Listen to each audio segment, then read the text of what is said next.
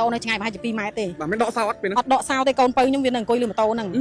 តែពេលហើយកូនពៅខ្ញុំចុះមកយកនំមួយទៀតខ្ញុំលឺកូនខ្ញុំស្រែកហៅម៉ាក់ខ្ញុំងាកទៅឃើញគេអង្គុយលើម៉ូតូខ្ញុំភាំងដែរខ្ញុំគិតថាចេះម៉ូតូអញតើមិនក៏គេអង្គុយលើហ្នឹងអញ្ចឹងស្រាប់តែហើយគេមូក្រាទៅបរហើយមូក្រាទៅបរហើយចាហើយខ្ញុំស្រែកដេញតាមពីក្រោយអញ្ចឹងតែគេសួរខ្ញុំថាថៃអញ្ចឹងខ្ញុំប្រាប់ថាចោលយកម៉ូតូអញ្ចឹងនេះម៉ូតូខាងមុខនេះគឺជាម៉ូតូជនសង្ស័យហើយម៉ូតូខាងក្រោយគឺជាម៉ូតូរបស់ជនរងគ្រោះដែលបានចតនៅមុខទុកគាត់កំពុងតែចូលកន្លែងលក់អីវ៉ាន់មួយកន្លែងនៅសង្កាត់ជើងឯកខណ្ឌដង្កោបងប្អូនបាទនេះអូច្បាស់កាមេរ៉ាស្បាច់ប៉ុណ្ណេះហើយ300រួយប្រូយើងបានឃើញមកចោលអង្គុយលើម៉ូតូអញ្ចឹងហើយយើងក៏ពេលដំបូងខ្ញុំភាំងដែរខ្ញុំឃើញខ្ញុំខ្លាចថាចុះមិនក៏គេអង្គុយលើម៉ូតូខ្ញុំស្មានថាគាត់មកទិញអីហើយគាត់អង្គុយលេងអញ្ចឹងអង្គុយលេងជក់ប្រេអញ្ចឹងទៅចាតែពេលហើយគាត់ងាកមើលមុខខ្ញុំងាកមើលមុខគាត់មូក្រាទៅបានខ្ញុំស្រែកចោលទៅពេលហ្នឹងក្នុងចិត្តគាត់ថាចោលអត់គាត់ថាចោលគាត់ថាប្រហែលជាអ្នកទិញហ្នឹងមកអង្គុយលេងបាទព្រោះអីវាអត់នឹកស្មានដល់ភូមិយើងស្ងាត់ហើយអត់ដែរមានបញ្ហាអីមកប្រហែលម៉ានមកពេលម៉ោង12:20នាទីថ្ងៃត្រង់ចេះហ្នឹងចាហើយម្ដងអង្គុយលើម៉ូតូធ្វើម្ចាស់ម៉ូតូធ្វើចាបាទធម្មតាហើយខ្ញុំវាប្រហែលខ្ញុំអត់ដកសោពេលហ្នឹងខ្ញុំកន្លែងចុះទៅបាញ់លុយខ្ញុំភ្លេចតិចថាខ្ញុំដកឬក៏នៅអញ្ចឹងមកភ្លេចឃើញតែក្បែរហ្នឹងណាចាជាប់គ្នាហ្នឹងហើយចៃដល់ទូរស័ព្ទ slow ទៀតទូរស័ព្ទហ្នឹងអេបាញ់លុយអត់ចេញទេថ្ងៃមិញហ្នឹងពង slow ទៀតចា slow បាញ់ឡើង3ដងបើបាញ់តែម្ដងហើយខ្ញុំរួចខ្លួនបាត់ហើយអានេះគ្រោះយើងមួយដែរបងណាហើយមុនពេលបាត់ហ្នឹងយើងមានបន្ទោអីអត់ខ្ញុំយកសពអត់ល្អដែរអត់ល្អដែរបងណាមានខ្នោដូចអត់សូវស្រួលឃើញគឺថាមានមនុស្សប្រុសម្នាក់មកបៀតបៀនខ្ញុំអញ្ចឹងមកលូកមុខលូកក្រោយខ្ញុំអញ្ចឹងខ្ញុំចិត្តជាយាមកិច្ចពីគាត់ដែរតែខ្ញុំកិច្ចអត់រួចអត់មានកម្លាំងអីជួយខ្លួនឯងបានអញ្ចឹងដល់ពេលចាក់ស្ដាយមនុស្សប្រុសហ្នឹងមកយកម៉ូតូយើងមែនបាទនេះដូចឈុតដែរបងណាហើយខ្ញុំម្លែងតែបាញ់អត់ចេញក៏និយាយមួយពូអ្នកលក់ហ្នឹងថាពូ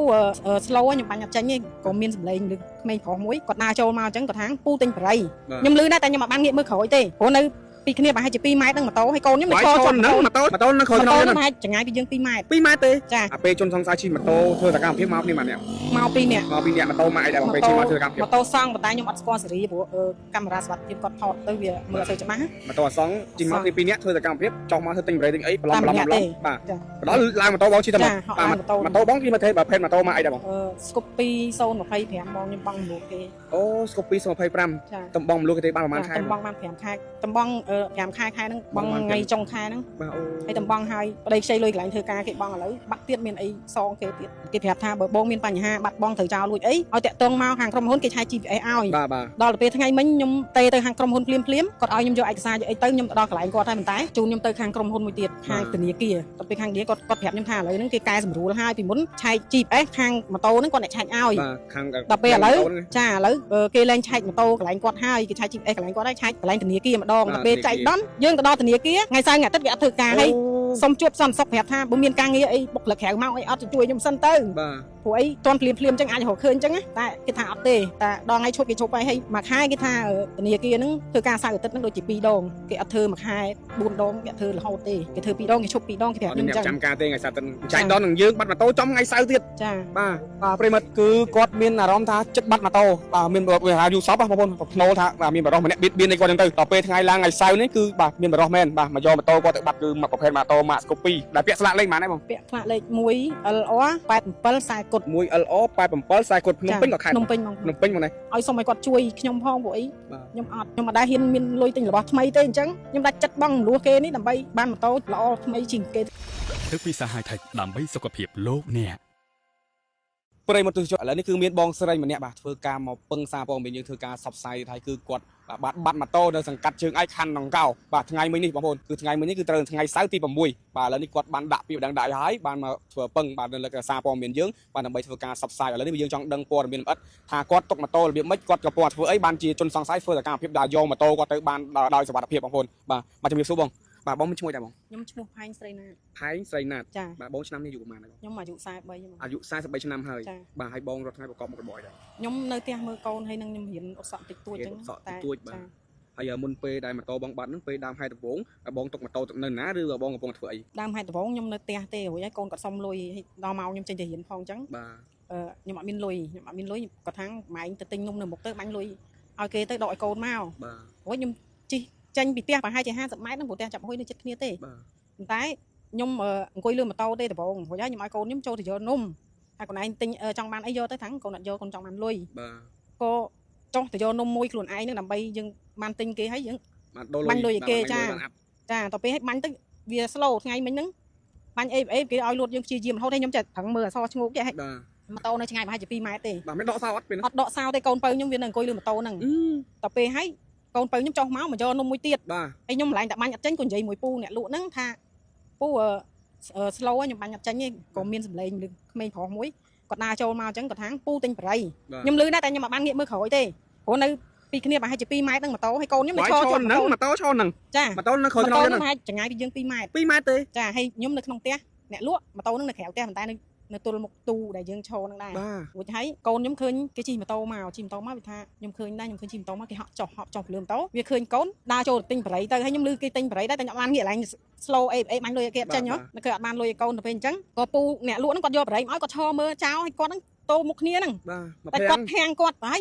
ខ្ញុំលើកូនខ្ញុំស្រែកហៅម៉ាក់ខ្ញុំងាកទៅឃើញគេអង្គុយលើម៉ូតូខ្ញុំភាំងដែរខ្ញុំគិតថាចេះម៉ូតូអញតែមិនក៏គេអង្គុយលើហ្នឹងអញ្ចឹងស្រាប់តែឲ្យគេមូក្រាទៅបរហើយចាហើយខ្ញុំស្រែកដេញតាមពីក្រោយអញ្ចឹងតែមកដល់ផ្លូវបត់មុខហ្នឹងអត់មានម៉ូតូគេជិះចេញពីភូមិយើងទេណាមានតែផ្លូវធំអញ្ចឹងមានតែឡានតែពេលខ្ញុំខំបោយដែរគេជួយអត់មានឡានអីគេលឺអញ្ចឹងមានតែម៉ូតូគេធ្វើដំណើរហ្នឹងគេលឺគេបត់មកវិញគេជួយដឹកខ្ញុំឲ្យគេស្រែកថាគេសួរខ្ញុំថាថៃអញ្ចឹងខ្ញុំប្រាប់ថាចោលយកម៉ូតូអញ្ចឹងហើយមានប៉ូលីសមកម៉ូតូដែរជិះប្រជះគ្នាក៏គាត់ឈប់សួរដែរខ្ញុំប្រាប់គាត់ថាចោលយកម៉ូតូតែគាត់បានជួយដេញណាស់ខ្ញុំអត់ដឹងថាគាត់ដេញដល់ប្រមាណអញ្ចឹងដល់ផ្លូវបែកខ្ញុំអត់ដឹងថាបែកទៅឆ្វេងឬក៏ទៅស្ដាំទៅពេលអញ្ចឹងដាច់គ្នាត្រឹមហ្នឹងខ្ញុំរកអត់ឃើញទេពេលអញ្ចឹងអត់ដឹងថាទៅខាងវត្តឬក៏ទៅខាងក្លោងទ្វារវត្តវិញអញ្ចឹងអាពេលបាត់នៅសង្កាត់អីដែរបងនៅសង្កាត់ជើងឯកខណ្ឌដង្កោចាបាទអាពេលជនសង្ស័យជិះម៉ូតូធ្វើសកម្មភាពមកគ្នាម្នាក់មកពីអ្នកម៉ូតូមកអីដែរបងពេលជិះមកធ្វើសកម្មភាពម៉ូតូសង់ប៉ុន្តែខ្ញុំអត់ស្គាល់សេរីព្រោះកាមេរ៉ាសុវត្ថិភាពគាត់ថតទៅវាមើលអត់សូវច្បាស់ម៉ូតូអសង់ជិះមកគ្នា2នាក់ធ្វើសកម្មភាពចុះមកធ្វើទិញបរិយទិញអីបន្លំបាទដល់ឡើងម៉ូតូបងជិះទៅមកបាទម៉ូតូបងជិះមកទេបើភេទម៉ូតូមកអីដែរបងស្គប់2025បងខ្ញុំបងមលុះគេស្គប់2025តំបងមលុះគេទេបានប្រហែលខែតំបងបាន5ខែតំបង5ខែហ្នឹងបងថ្ងៃចុងខែហ្នឹងបាទអូហើយតំបងហើយប្តីខ្ចីលុយកន្លែងធ្វើការគេបងឥឡូវបាត់ទៀតមានអីសងគេទៀតផលលំបាកខ្លាំងបងនៅពេលយើងអត់ម៉ូតូអញ្ចឹងអត់មានម៉ូតូជិះទេព្រោះប្តីខ្ញុំជិះម៉ូតូនោះម៉ូតូគាត់ធ្វើការអញ្ចឹងហើយម៉ូតូនេះយើងគ្រាន់ខ្ញុំជិះទៅរៀនតែពេលឥឡូវខ្ញុំដាច់អត់មានអីជិះទៅរៀនទេហើយដល់ពេលយើងបានឃើញមកចោលអង្គុយលើម៉ូតូអញ្ចឹងហើយយើងក៏ពេលដំបូងយើងភាំងដែរខ្ញុំឃើញខ្ញុំប្លែកថាចុះមិនក៏គេអង្គុយលើម៉ូតូខ្ញុំស្មានតែគាត់មកទិញអីហើយគាត់អង្គុយលេងអញ្ចឹងអង្គុយលេងជក់បរិយអញ្ចឹងទៅចាតែពេលហើយគាត់ងាកមើលមុខខ្ញុំងាកមើលមុខគាត់មូក្រាទៅបានខ្ញុំស្រែកចោលទៅពេលហ្នឹងក្នុងចម្ងាយគាត់ថាចោលអត់គាត់ថាចោលគាត់ថាប្រហែលជាអ្នកទិញហ្នឹងមកអង្គុយលេងបាទព្រោះអីវាអត់នឹកស្មានដល់ភូមិយើងស្ងាត់ហើយអត់ដែរមានបញ្ហាអីមកប្រហែលម៉ានមកពេលម៉ោង12:20នាទីថ្ងៃត្រង់ចេះហ្នឹងចាហើយម្ដងអង្គុយលើម៉ូតូធ្វើប្រចាំម៉ូតូធ្វើចាបាទធម្មតាហើយខ្ញុំវាប្រហែលខ្ញុំអត់ដកសោពេលហ្នឹងខ្ញុំកន្លែងចុះទៅបាញ់លុយខ្ញុំភ្លេចតិចថាខ្ញុំដកឬក៏នៅអញ្ចឹងមកភ្លេចនៅឃើញថាក្បែរហ្នឹងណាចាជាប់គ្នាហ្នឹងហើយចៃដល់ទូរស័ព្ទ slow ទៀតទូរស័ព្ទហ្នឹងអេបាញ់លុយអត់ចេញទេថ្ងៃមិញហ្នឹងពង slow ទៀតចា slow បាញ់ឡើង3ដងបើបាញ់តែម្ដងហើយខ្ញុំរួចខ្លួនបាត់ហើយអានេះដូចគ្រោះយើងមួយដែរបងណាមុនពេលបាត់ហ្នឹងយើងមានផ្លូវអីអត់ខ្ញុំយកសពអត់ល្អដែរបងណាមានធ្នូដូចអត់សូវស្រួលឃើញដូចថាមានមនុស្សប្រុសម្នាក់មកបៀតបៀនខ្ញុំអញ្ចឹងមកលូកមុខលូកក្រោយខ្ញុំអញ្ចឹងខ្ញុំចិត្តជាយាមកិច្ចគាត់ដែរតែខ្ញុំកិច្ចអត់រួចអត់មានកម្លាំងអីជួយខ្លួនឯងបានអញ្ចឹងដល់ពេលចាក់ស្ដាយមនុស្សប្រុសហ្នឹងមកយកម៉ូតូយើងមែនបាទនេះដូចឈុតដែរបងណាហើយចុះប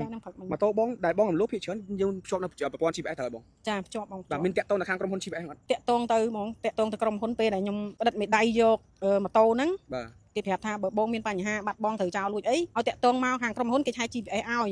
យដល់ទៅពេលថ្ងៃមិញខ្ញុំទេទៅខាងក្រុមហ៊ុនភ្លាមគាត់ឲ្យខ្ញុំយកឯកសារយកអីទៅខ្ញុំទៅដល់កន្លែងគាត់តែប៉ុន្តែគាត់ជូនខ្ញុំទៅខាងក្រុមហ៊ុនមួយទៀតខាងធនាគារទៅពេលខាងធនាគារគាត់ប្រាប់ខ្ញុំថាឥឡូវហ្នឹងគេកែសម្រួលហើយពីមុនឆែក GPS ខាងម៉ូតូហ្នឹងគាត់អ្នកឆែកឲ្យខាងដល់ពេលឥឡូវចាឥឡូវគេឡើងឆែកម៉ូតូកន្លែងគាត់ហើយគេឆែក GPS កន្លែងគាត់ហើយឆែកកន្លែងធនាគារម្ដងដល់ពេលចែកដល់យើងទៅដល់ធនាគារថ្ងៃសៅរ៍ថ្ងៃអាទិត្យគេអត់ធ្វើការហើយសុំជួបសន្តិសុខប្រាប់ថាបើមានការងារអីបុគ្គលិកក្រៅមកអីអត់ទៅជួយខ្ញុំសិនទៅព្រោះអីតន់ភ្លាមអញ្ចឹងអាចរកឃើញអញ្ចឹងតែគេថាអត់ទេតែដល់ថ្ងៃឈប់គេឈប់ហើយមួយខែគេថាធនាគារហ្នឹងធ្វើការសៅរ៍អាទិត្យហ្នឹងដូចជា2ដងគេអត់ធ្វើមួយខែ4ដងគេអត់ធ្វើរហូតទេគេធ្វើ2ដងគេឈប់2ដងគេប្រាប់ខ្ញុំអញ្ចឹងចាំការទេថ្ងៃសៅរ៍អាទិត្យហ្នឹងចៃដល់នឹងយើងបាត់ម៉ូតូចំថ្ងៃសៅរ៍ទៀតចាបាទប្រិមិត្តគឺគាត់មានអារម្មណ៍ថាចិត្តបាត់ម៉ូតូមានយូសពបងប្អូនភ្នូលថាមានបរិសម្នាក់បៀតបៀនអីគាត់អញ្ចឹងទៅដល់ពេលថ្ងៃឡើងថ្ងៃសៅរ៍នេះគឺបាទមានបរិសមែនបាទមកយកម៉ូតូគាត់ទៅបាត់គឺមកប្រភេទម៉ូតូម៉ាកស្កូពីដែលពាក់ស្លាកលេខប៉ុន្មានដែរបងពាក់ស្លាកលេខ1 LR 87 40គុត1 LR 87 40គុតភ្នំពេញក៏ខេត្តភ្នំពេញមកនេះកាមេរ៉ាសុវត្ថិភាពគឺច្បាស់តែម្ដងបាទប្រិមិត្តបាទនេះម៉ូតូខាងមុខនេះគឺជាម៉ូតូជនសង្ស័យហើយម៉ូតូខាងក្រោយគឺជាម៉ូតូរបស់ជនរងគ្រោះដែលបានចតនៅមុខទុកគាត់កំពុងតែចូលកន្លែងលក់អីវ៉ាន់មួយកន្លែងនៅខណ្ឌនៅសង្កាត់ជើងឯកខណ្ឌដង្កោបងប្អូននេះបាទនេះអូច្បាស់កាមេរ៉ាច្បាស់ប៉ុណ្ណេះហើយបាយរត់រួយប្រូមានដៃមានជើងអត់ខំប្រឹងរស់ស៊ីខំប្រឹងលួចរបស់គេបាទក្មេងៗស្ទៀវខ្ញុំអាបងដែរបាទភិនភៀកខ្ទង់បាក់20ជាងទួចចានំពោឲ្យពួកខាងបងប៉ូលីសឬក៏ខាងក្រុងខាងអីដែលគាត់មានអត្ថភាពធ្វើការហ្នឹងណាឲ្យសូមឲ្យគាត់ជួយខ្ញុំផងពួកអីខ្ញុំអត់ដែរហ៊ានមានលុយទិញរបស់ថ្មីទេអញ្ចឹងខ្ញុំដាច់ចិត្តបង់មលួសគេនេះដើម្បីបានម៉ូតូ ល្អថ្មីជាងគេទៅរៀនទៅអីចឹងបង ចោលចំណោមគេចោះចឹង ចា បាទ តែពេលដាច់ចិត្តជពាក់គេហើយឥឡូវនៅតែជពាក់គេបន្តទៀតដោយសារអត់មានរបស់ជីហើយនៅយើងនៅជាប់បំណុលគេទៀត បាទចុះម៉ូតូហ្នឹងបើសិនជាសរុបជាទឹកប្រាក់ហ្មងតាមយើងបងមលួងហ្នឹងប្រហែលជាអាចប្រហែលពាន់ហ្មង បើសរុបទាំងយើងជពាក់គេទាំងមូលហ្មងណា បាទ 4000 4000ម៉ូតូមួយគ្រឿង ចា បាទ 3900ថា4000ចាហើយខ្ញុំ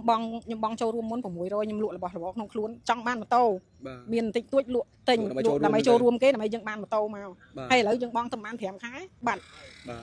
ចាតែពេលអញ្ចឹងទៅខ្ញុំអត់ដឹងត្រូវធ្វើម៉េចព្រោះខ្ញុំអត់ដែរខ្ញុំមិនអ្នកមានអីអញ្ចឹងណា បាទបើសិនអ្នកមានគេបងមលួងទេ ចាម្នាក់មានគេទិញដាច់ឯងអត់តែ2 3000អីហ្នឹងគេបានថ្មីគេទិញដាច់គេអត់ជពាក់ទេយើងអ្នកអត់អញ្ចឹងគ្រាន់តែដាច់ចិត្តគិតដេកគិតតែពេលឥឡូវបាត់បងទៅខ្ញុំស្ដាយឲ្យខ្ញុំចង់បានរបស់មកវិញអញ្ចឹងបាទសង្កាត់ទាំងខាងខណ្ឌសូមជួយខ្ញុំផងព្រោះអីខ្ញុំអត់ណាខ្ញុំរត់ទៅដាក់ពាក្យបណ្ដឹងថ្ងៃមិញហ្នឹងខ្ញុំទៅ2ដងបានទទួលពាក្យបណ្ដឹងអញ្ចឹងខ្ញុំគ្រាន់តែរត់ទៅរត់មកហ្នឹងចោលហ្នឹងដឹងវាទៅដល់ណាទេមកដល់នេះក៏គេអត់ធ្វើការទៅដល់កន្លែងប៉ុស្តិ៍ក៏គាត់តែទទួលពាក្យយើងគាត់តែរាយការណ៍ទៅលើដែរអញ្ចឹងតែពេលអញ្ចឹងយើងគិតថាហួសពេលអញ្ចឹង បាទ ខ្ញុំវាអត់សង្ឃឹមអញ្ចឹងណាបងហ្នឹងហើយគ្រាន់តែធ្វើម៉េចយើងដាក់ពាក្យបណ្ដឹងឲ្យគាត់ដឹងលឺឲ្យគាត់ជួយយើងអស់ដៃអស់ជើងអញ្ចឹងណាបង បាទបាទបាទ ចា បាទប្រិមត្តជនបាទតាមការរៀបរាប់របស់គាត់គឺម៉ូតូគាត់គឺຕົកនៅនឹងមុខកន្លែងលក់ដូរមួយកន្លែងគាត់ចូលទៅដកលុយដកអីឲ្យកូនគាត់ចឹងទៅក៏មានជនសង្ស័យធ្វើសកម្មភាពមកបន្លំជិះមកដល់ឈប់ម៉ូតូបន្លំចូលទិញបរិយហើយក៏បានឡើងលើម៉ូតូគាត់មកមួកទៅបាត់តែម្ដងធ្វើឲ្យម្ចាស់ម៉ូតូមានការស្លន់ស្លោឆោឡោស្រែកផ្អើលនៅសង្កាត់ជើងឯកខណ្ឌដង្កោបាទបងប្អូនបាទគឺថ្ងៃមិញនេះគឺចំថ្ងៃសៅរ៍បាទថ្ងៃសៅរ៍ហ្នឹងម៉ូតូរបស់គាត់គឺបងរំលោះទៀតបងប្អូនគឺ Scoopy 025ពណ៌ខ្មៅបងរំលោះបាទម៉ូតូបងរំលោះមាន GPS ដែរតែចៃដននៅថ្ងៃនេះគឺថ្ងៃសៅរ៍គឺខាងធនាគារគេអត់បានធ្វើការអញ្ចឹងក៏អត់បានឆែក GPS ទេបាទអញ្ចឹងឥឡូវយើងមិនដឹងថាម៉ូតូនេះបាទជនសង្ស័យជិះទៅដល់ណាទេបាទធ្វើកម្មភាពគឺមកគ្នាពីរនាក់ជិះម៉ូតូអសងពណ៌ខ្មៅបងប្អូនបាទឥឡូវយើងនឹងស្នើសុំទៅខាងកម្លាំងសមត្ថកិច្ចនៅដង្កោបាទលោកធ្វើការបាទកំណត់មុខសញ្ញាព្រោះកាមេរ៉ាសារភាពយើងមានហើយបាទដាក់ពាក្យបណ្ដឹងរបស់ជនរងគ្រោះយើងមានហើយបាទអញ្ចឹងសមាជិកបាទសូមពន្លឿននៃការស្វែងរកម៉ូតូរបស់ជនសង្ស័យរបស់ជនរងគ្រោះបាទយកចាប់ខ្លួនជនសង្ស័យយកមកអនុវត្តតាមនីតិវិធីច្បាប់ផងដែរបាទអរគុណណាស់ប្រិមត្តដែលខំចំណាយពេលតាមដានទស្សនានៅគណៈនេះខ្ញុំបានមីស្ទ័ររួមអង្គភាព TV News ក៏សូមអរគុណនិងសូមគោរពលា